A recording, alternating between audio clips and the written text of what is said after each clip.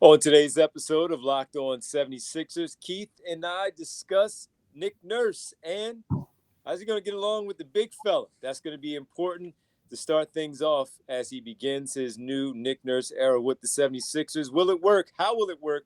Coaching another superstar. It's been a while. We'll get to it next right here, Locked On 76ers.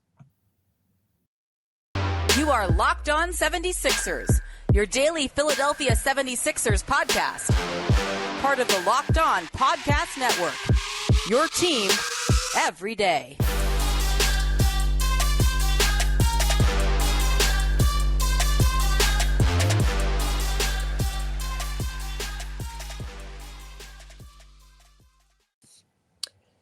Today's episode is brought to you by Gametime. Download the Gametime app, create an account, and use code LOCKEDONNBA for $20 off your first purchase. Last-minute tickets, lowest price, guaranteed. Welcome. You are Locked On 76ers. I'm Devon Givens from 97.5 The Fanatic Radio here in Philadelphia alongside my co-host Keith Pompey, Sixers beat writer for TheInquirer.com. What's happening, Keith? What's poppin', D? How you been, bro? Start of a new work week, man. All good. No complaints. No complaints. Long time no see. It's always like that for us. Well, listen, man, we still have a lot of things to talk about as we learn more about Nick Nurse, the newest 76ers head coach. Still no official announcement, but we know that he is going to be the next man in charge. And with that, he hasn't coached a superstar in a while since Kawhi Leonard back in 2019. How is that going to mold into maybe something championship related with Joel Embiid and the 76ers? Also, reaching the other players. What is that going to look like? We'll give some thoughts on some things that we've heard individually of Nick Nurse connecting with the rest of the roster. And later on, we'll also talk about the development part and some key names that we need to bring up when it comes to Nick Nurse's development of young players in Toronto, how that may come to fruition in Philadelphia. We thank everybody for making Locked On 76ers your first listen every day. And remember, Locked On 76ers is free and available on all platforms, including right here on YouTube at Locked On 76ers. Well, Keith, Nick Nurse, Embiid, the relationship. This is going to be the first time since 2019, that season when they won the championship, coaching a superstar player in Kawhi Leonard. They went all the way to the NBA Finals, defeated the Golden State Warriors. It wasn't just Kawhi Leonard. Kyle Lowry had an all-star year that year as well, but it was really looked at as billed as such. Kawhi Leonard was the one that was the superstar on that team. The adjustment that was there from the personnel and all things. As a rookie head coach, helping him lead things and connecting with Kawhi Leonard at that time. How do you possibly see that now happening here, knowing the information that you found out reporting that they did have a meeting before the hiring was announced. And with that meeting, you said it went well. So, Keith, this is something that is very important with whoever the coach was going to be. It turned out to be Nick Nurse. He's coached one superstar. He's coached a couple of other all-stars. But this is the first time since Kawhi Leonard that he's had a superstar level player that he's going to coach. Man, I think it's going to be interesting because when you look at Nick Nurse, you know, we know he had a superstar. Kyle Lowry was a multi-year all-star there, great player, but he wasn't on the same level as Kawhi Leonard. Then you had some other guys who were all-stars who weren't on the same level as Kawhi Leonard, right? I think it's going to be good for Nick Nurse because, you know, when you look at it, it's good. Everybody talks about this team that he had, and they say, look, they were only 41-41. When you factor in that they were in the bottom 5 in the league, actually the bottom 4 in the league and 3 or 4 in the league in field goal percentage and 3-point percentage, and you look at it that as far as guys getting to the foul line, Pascal Siakam ranked 17th in the NBA in foul shot attempts with 6 per game. And you got Joel Embiid making 11.7, ranking second. I think it's a win-win situation because he's finally going to get a guy who's going to be a superstar, going to get calls. Keep it real. And Yep. he's also going to get a guy who's a dominant big, a dominant player. This is something that he hasn't had. Like, he made the most out of less. So if you're Nick Nurse, you're looking at this like, it's kind of like you got the keys to a Ferrari, man. Like, you know what I mean? Like, you can't wait to take it for a test drive and see how fast you could go down the road on down 95 with the bad boy. And I think that's what it's like with him. And I think that he's a great coach. But you look at it, the only time he had a superstar, they won a championship. So if I'm him, I'm salivating right now, thinking that I got Joel Embiid and all is good right now. That's the one thing, man, that you look at when talking about that meeting that you mentioned. For him to sit down with Joel Embiid and have that meeting, whether it was face to face or over the phone, over Zoom, whatever it might have been, it was important for them to come up with some sort of mutual connection there of how things were going to go. Not that Embiid says, "Hey, this is what I like to do and this is what I expect of you." No, it's just more of Nick Nurse coming in. You're talking to an MVP. Now you're just explaining, "Hey, this is where this is where I had success against you. This is how I wanted the game plan against you. I know you got your numbers and you did all those things, but here are the things that I saw that maybe we could take advantage of, that maybe I can come in and help you correct and to make you even better player. We already know an MVP, 6-time All-Star. This is your franchise. You are the face of the franchise, but you haven't won yet.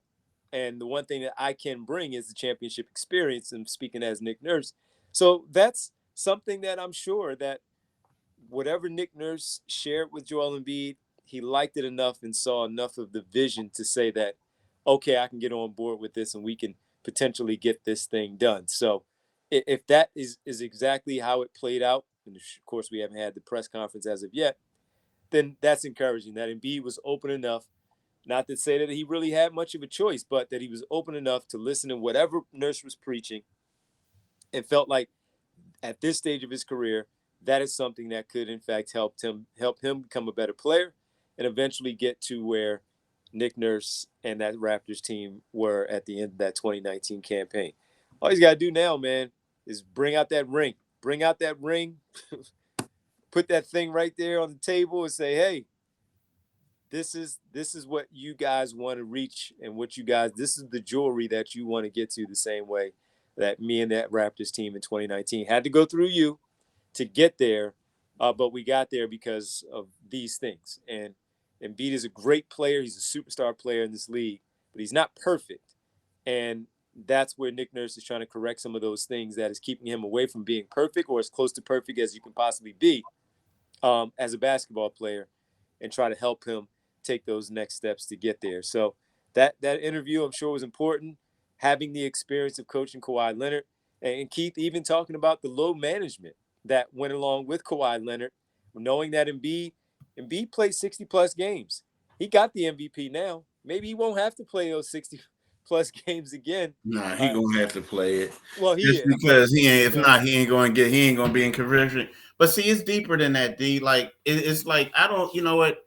I think from you got to understand. It's like is a mutual respect thing, right? So we'll talk more about that. But see, here's the deal. The thing about Embiid is, like, a lot of people don't know this, but Nick Nurse has had the most success, well, against Embiid than any other team. Like, Embiid scoring average against Nick Nurse and his shooting percentage is the lowest, or at least the scoring average is the lowest of all teams that he played against at least 10 games against, right? He devises all these plans. I mean, people forget. There was a time when brother had a donut. He had a 0. Another time he had 1 point. Scored 1 point against them, right? I forgot about that. Yeah. So yeah. So then, and not only that, even in the playoffs, like, we think of the game where he had 30 points, where he had the game winner. Do you know, like, he's only averaging 21 points in the postseason against them? He's shooting 27.7% from 3 against them. So you look at Nick Nurse and you're saying to yourself, like, yo, this guy is a heck of a defender. I ain't got to deal with him anymore. And not only that, defensively, they're a pretty good defensive team. They swarm. They do unconventional stuff. So where it's going to ease stuff, make things easier for Embiid, but then you have Embiid shot blocking ability. So Embiid salivating like, yo, like, yeah, I want to play for this guy. He's going to get me in great spots offensively. Defensively, I ain't got to worry about him anymore. And then he's going to have guys swarming, doing different things around me, and I can just play the back. Now, the difference is, of course, they had perimeter defenders with length and all that stuff. The Sixers' current roster, and we'll get to some of this later, they don't necessarily have those same types of pieces to do those things. Now, him on the back end is perfect. It's kind of more of that Marc Gasol year when they won the championship, and then that second year with Marc Gasol. But he was more, and later in his career, almost a shell of himself, former Defensive Player of the Year. So he could do those things. Serge Ibaka was also there as well. But I would think that Nurse can come up with some things to, as you pointed out, have him be salivating because of the things that he can do on that back end, protecting the rim, protecting the paint, and make sure that the other team doesn't get a lot of those shots. So that's where the other pieces are going to come into play to play that type of role to make it easy for him. Yeah, but see, the thing is, though, when we look at this roster, Marc Gasol wasn't there the whole time. Like, he was there for like a year. I mean, he got there like trade right before deadline. the trade deadline, and then he was there a little bit for the following year. The same like Serge Ibaka, this and that. But it's been some times where they had some undersized dudes. They had they had a bunch of 6'9", 6'10", but there's no reason in the world that they should have been shutting teams down like that, right? You look at their defense last year, they were a shell of themselves, man, and they were like a top 5 defense. I mean, think about this. They played the Sixers once, and me and Doc Rivers got into it because they had dudes straight from call-up dudes. That's back when remember, they was giving dudes like 15-day contracts. Yeah, it was like Blanton and I don't even remember. Yeah, I remember because Blanton, number 45, was Blanton with the long hair. He was actually on the team this last year with them. But I remember you talking about that's when they were, because of COVID, and you were able to have extra bodies come in. Yeah. A lot of those guys came in and you didn't know who they were. Yeah. And Doc got salty because they barely won the game. Mm-hmm. And then I'm like, hey, yo, like, what's up? He got salty. But that's the type of thing. And so the thing I like about Nick, too, about with Embiid, and I know we got to move on, people forget the reason why when he was the assistant coach, he was the quote-unquote offensive genius, right? He was running the offense. They was scoring a lot of points. They was getting threes for all these dudes. You know, Terrence Ross was just straight killing the whole nine. Then all of a sudden, my man loses his job, and then Nick says, you know what, we got to get defensive. But that's the reason why we can't go far, because we can't stop anyone. But they were stopping Embiid, but they was like, we can't stop anyone. So then all of a sudden, he turned into this defensive genius. So these are all the reasons why I think he has to be excited about Embiid, and Embiid has to be excited about him. And it appears that it is, at least right now, until we hear about something, appears that's part of the reason why he came here. The excitement, as you reported, of coaching and having the opportunity to coach the 2022-2023 MVP. Not only does he have to reach Joel Embiid, Keith, he has to reach the entire roster. How's he going to do that?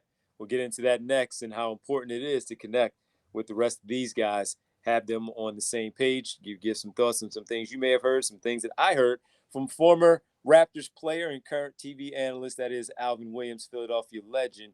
I had a chance to talk to him and share some things that he had to say. We'll get into that next, right here on Locked On 76ers. Well, folks, if you're like me and you've had times that you've had some issues where you tried to get to an event, tried to get some last-minute tickets because you were excited about the event, but you had problems landing that actual ticket for yourself or whoever else you may have been going with, well, that can be frustrating.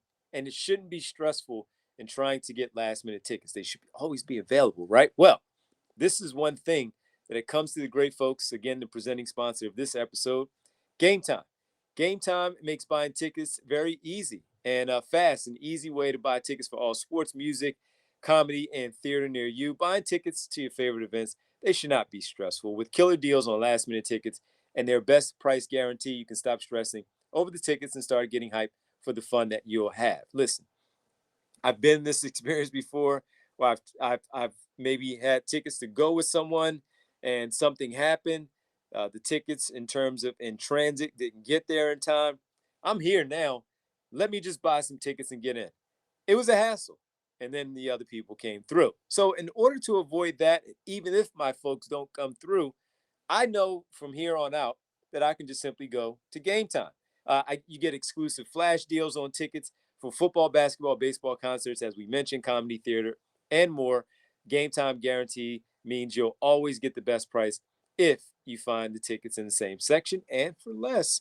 Same row as well. Gametime will credit you 110% of the difference. It's the fastest growing ticketing app in the country for a reason. You can get images of your seat before you buy tickets in a matter of seconds. 2 taps, you're all set. Tickets are sent directly to your phone. That's always very, very helpful, so you never have to dig through your email. Snag the tickets without the stress with Gametime, where you can download the Gametime app, create an account, and use code LOCKEDONNBA for $20 off your first purchase. Terms apply. Once again, create an account, redeem code LOCKEDONNBA for $20 off. Download the Gametime today, the Gametime app today. Last minute tickets, lowest price guaranteed. Thank you for making Locked On 76ers your first listen every day. Every day is tomorrow on the show. We'll keep adding to our conversation about the Sixers head coach Nick Nurse and maybe some other players that we look at potentially.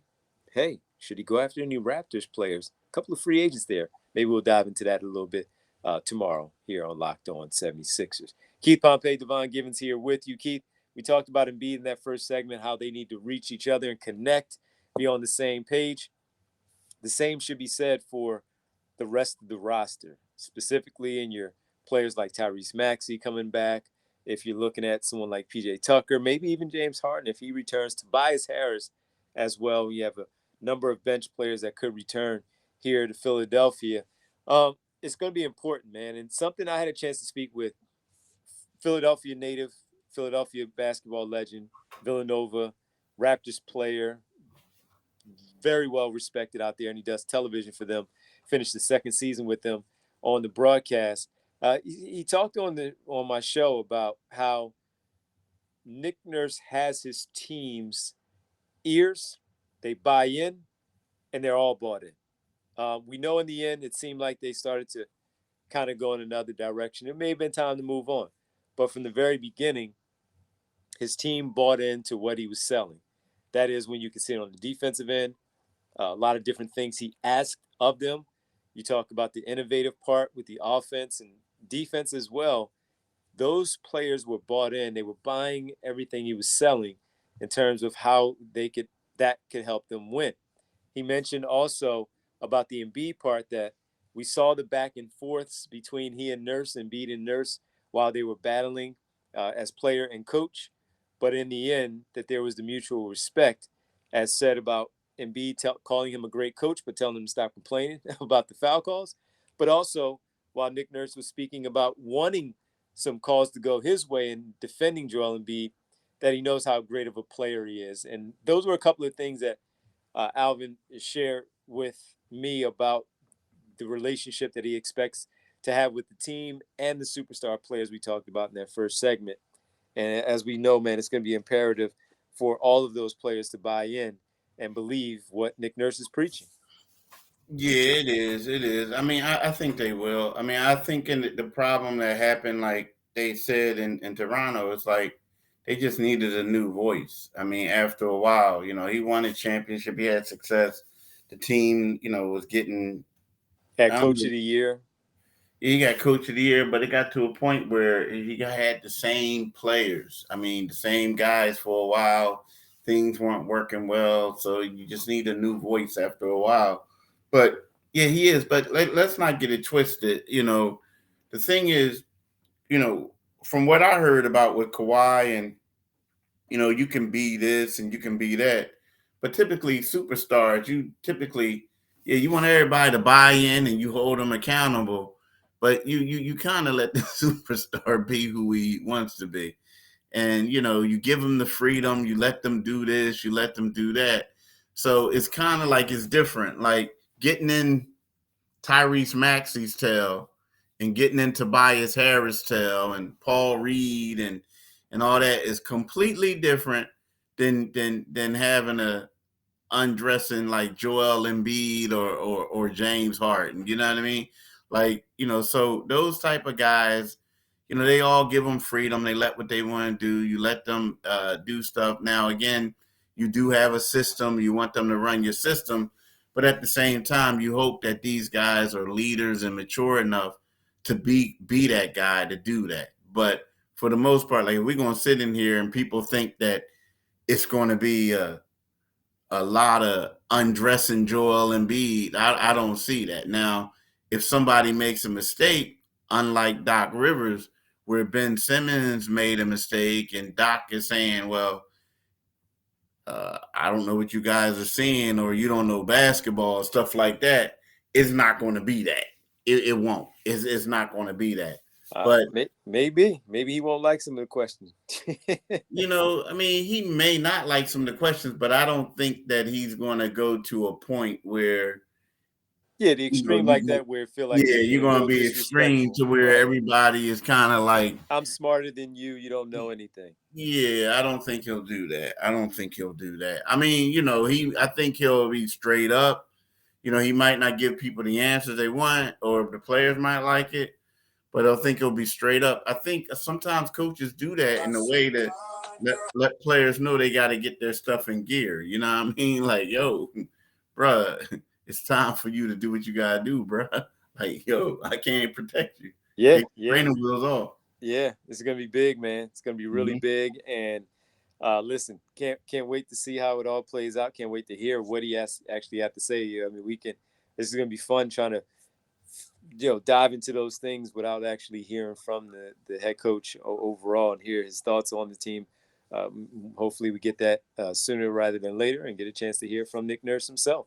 And also that goes to the young players too, when he talks about the development from Van Vliet to Siakam, Scotty Barnes, Norman Powell, Chris Boucher, if you want to talk about those names also, help to develop a lot of players. Who is that going to be most important for here in Philadelphia? Let's get into that on the other side. A couple of young players here that could certainly continue their development, including Tyrese Maxey. But I'd like to hear your thoughts, Keith, and even the people out there as they send us messages at Pompey on Sixers, at Devon G 975 on Twitter. Who will it benefit the most when it comes to the player development that comes with Nick Nurse? And if that is, in fact, happening here in Philadelphia, who would that help the most? We'll get into that final segment right here, Locked On 76ers.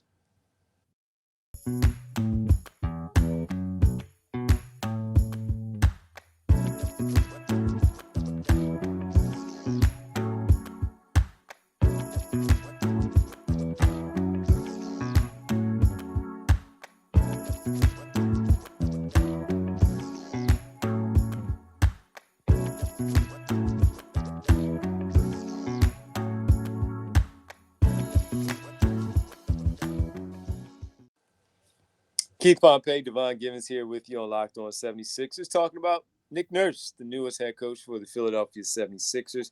Comes in with a pretty good resume after spending those 5 seasons with the Toronto Raptors, championship coach of the year, over 50-plus wins as well, Keith. But he's also come in with the reputation of being able to help develop the young players with the organization.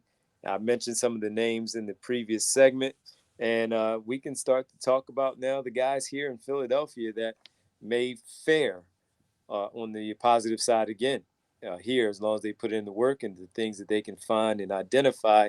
Tyrese Maxey being one of them, Keith. But there are a few other young players here on this roster currently, whether they're going to be restricted or unrestricted free agents this offseason, that if they do in fact come back, where they could benefit from the player development, and very curious to see how they would fit in with Nick Nurse. Yeah, but more so than player development, because I think these two guys could play. I think that they're more in line with, like, I think Jaden Springer is a guy we talked about yesterday. If he wants to do it, he can do it. You know what I mean? Like, but it's up to him. But when I look at the stuff that Nick had and the guys that recently that he had that helped out, like his prototypical player was 6'9" to 6'10", athletic, interchangeable. So when you look at a guy like Jalen McDaniels, right, 6'9", can guard like the 2 through the 4, right? Maybe they could say, some people say he could guard the 1 through the 4, right? So you look at him. You look at a guy like Paul Reed, 6'9", who played the 3 in high school at 6'9", played the power forward in college, and now is a center. Like, these are two guys who are extremely athletic, who can do things. Like, we see Paul make these moves, and you're like, whoa. So and then McDaniels can shoot.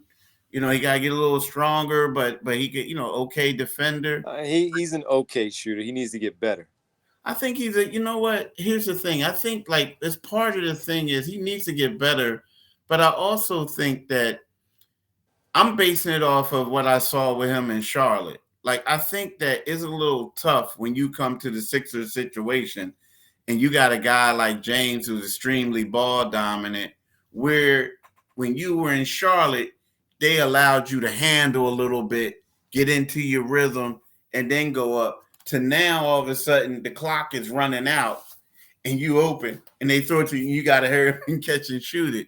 So I'm gonna give him Oh, that. I think he can get better. Yeah, he can. He can get better, Yeah. but he can get better. But believe, some of them dudes that they had, like, Oh, like, yeah. yeah, for that. So to me, Look at Caleb Martin dropping 20 plus in the game 7 on the road after they waived him, and he signs with Miami. To your point, yeah, exactly. Yeah. So my thing is one of those things where I just want to see how those two do. Yeah, Really, those are good ones. if they come back, I want to see how they do, because they fit the profile of the dudes that he had. Now, those are the ones that he had, but was it what he requested, or was it more of the style what Masai Ujiri wanted, where maybe he wants some Jaden Springer type of body type, height, dog kind of guy, right? That pit bull build where he can go in and also perform on that defensive level, just like those long rangy wings do. Yeah, I mean, but that's what we don't know. The thing is, when we look at this 76ers roster, there's a lot of, like, hit and miss, right? But when you have these two guys, again, I mean, we got I'm pretty sure a lot of these dudes were guys that Masai Ujiri, the president of basketball ops, basically found, right? Yeah. But at the same time, he made the most of it. He made it work. Yes. And I feel like that they can have solid roles, with this team.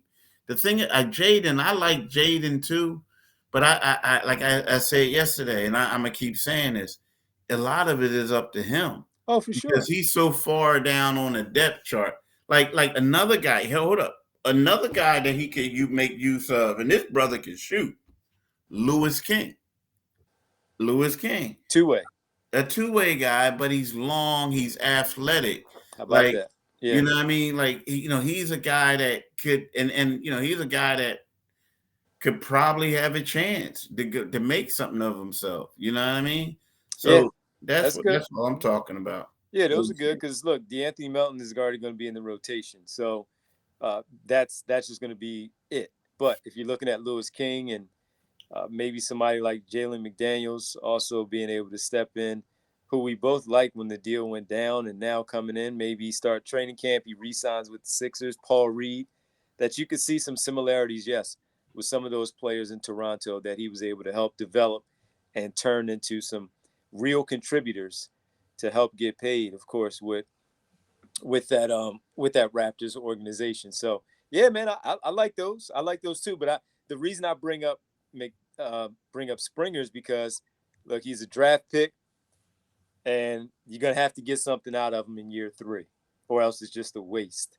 And then you'll be shipping him off. You won't pick up his option, and he won't be with the organization anymore. So if they can do something with him, maybe see something in him, similar to maybe Norm Powell. Norm Powell was more of a scorer in college at UCLA, but it doesn't mean that defensively, because of the smaller stature and all that, that you can't see. Doc Rivers kept saying the guy has defensive principles. He has those traits.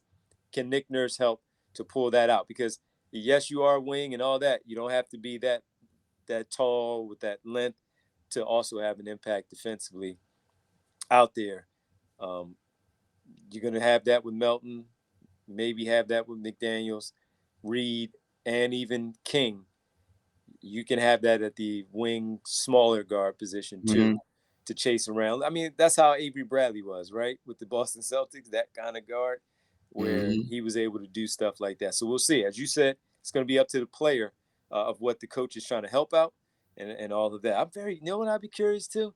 Jaden Springer, another summer league. Maybe this is his final summer league, and see if he rips that up one more time and shows some things under this new Raptors type of offense and defense that they run, the little basic stuff for summer league. All right, that was a fun one. Diving into those types of players that maybe will have an opportunity to thrive under Nick Nurse. We'll come back at it tomorrow once again.